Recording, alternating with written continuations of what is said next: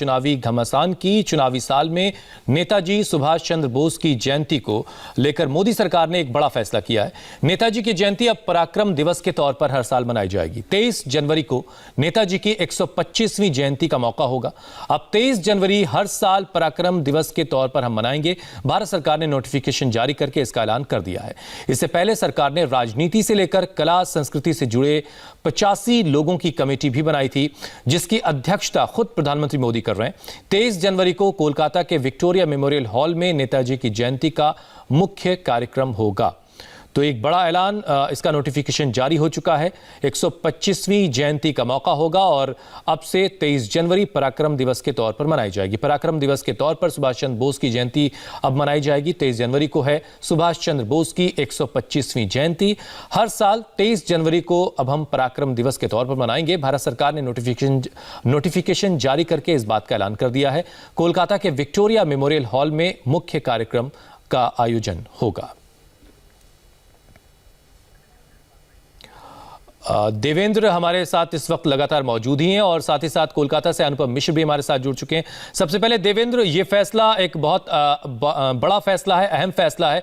125वीं जयंती का मौका है, ऐसे में इसे पराक्रम दिवस के तौर पर मनाने का आपसे ऐलान हो रहा है, लेकिन इसे सियासी नजरिए से भी लोग देखेंगे। इस वक्त आप मुझे सुन पा रहे हैं? देखिए, ये फैसला भारत सरकार का फैसला है और जी देवेंद्र, अपनी बात रखिए। भारत सरकार ने अपने गजट में ये नोटिफिकेशन जारी किया है, जिसमें सुभाष चंद्र बोस की जयंती 23 जनवरी को मनाई जाएगी पराक्रम दिवस के तौर पे। और इससे पहले ही भारत सरकार ने यह तय कर रखा है कि 1 साल तक कार्यक्रम होते रहेंगे, जो कि सुभाष चंद्र बोस की जयंती से। देवेंद्र की आवाज कट रही है, हम दोबारा उनसे कनेक्ट होने की कोशिश करेंगे। अनुपम मिश्र इस वक्त हमारे साथ जुड़ चुके हैं। अनुपम, चुनावी साल है और ऐसे मौके पर एक बड़ा ऐलान हुआ है, खासतौर से पश्चिम बंगाल की ही नहीं बल्कि पूरे देश के एतबार से, लेकिन पश्चिम बंगाल से चूंकि सुभाष चंद्र बोस आते हैं, तो वहां के लोग इस फैसले को कैसे देख रहे हैं और कुछ लोगों से आपकी बातचीत हो सकी इस फैसले के बाद?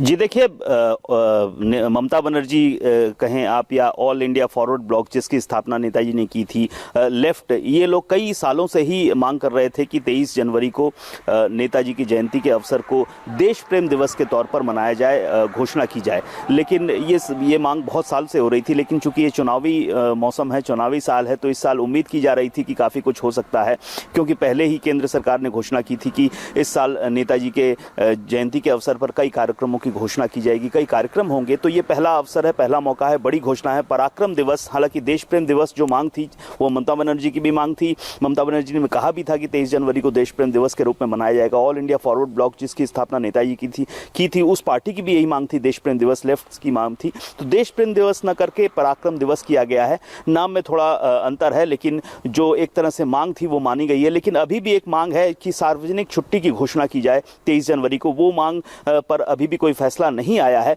और ये मांग भी पश्चिम बंगाल में पिछले कई अरसों से, कई सालों से हो रही है और खुद ममता बनर्जी भी ये मांग कर रही है। हालांकि ये जो पराक्रम दिवस के तौर पर मनाए जाने की घोषणा की गई है, इससे लोग तो खुश हैं, क्योंकि कुछ ना कुछ तो पूरा हुआ है। उम्मीदें जो थी उसमें एक कदम आगे बढ़ी हैं, आशाएं पूरी हुई हैं और जो और भी मांगे हैं वो भी पूरी होने की उम्मीद है। नेताजी परिवार हो चाहे दूसरी पॉलिटिकल पार्टीज हों, हालांकि जो दूसरी पॉलिटिकल पार्टीज हैं वो इसमें राजनीति जरूर निकालेंगी और ममता बनर्जी का रिएक्शन अभी इसमें आना बाकी है कि उन्होंने देश प्रेम दिवस की मांग की थी, सार्वजनिक छुट्टी की मांग की थी, लेकिन उसमें पराक्रम दिवस के तौर पर बनाने की घोषणा की गई है। हालांकि सार्वजनिक छुट्टी वाली जो मांग है अभी भी उस पर कुछ निर्णय ठीक है। देवेंद्र, क्या कुछ सुझाव जो आए थे, जैसा कि अनुपम बता रहे हैं कि देश प्रेम दिवस नाम रखा जाए, जबकि सरकार की तरफ से पराक्रम दिवस नाम रखा गया, नाम को लेकर क्या कुछ ऐतराजात थे और उसको क्या कहते हुए सरकार ने खारिज किया?